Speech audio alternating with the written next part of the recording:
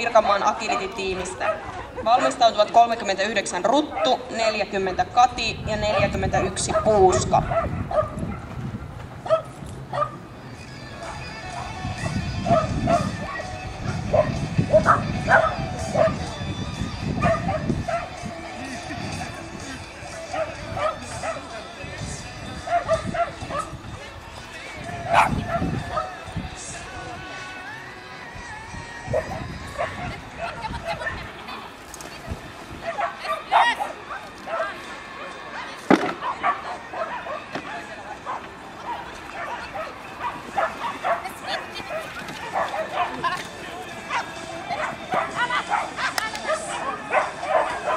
Vielä sen verran käytännön asioista muistutusta, että mikäli jostain syystä lopetatte radan muualle kuin viimeiselle esteelle, niin muistatkohan poistua tuolta maalin puoleisesta päädystä, ettekä palaa takaisin tuonne lähtöön, ettette häiritse sitä seuraavaa suorituksen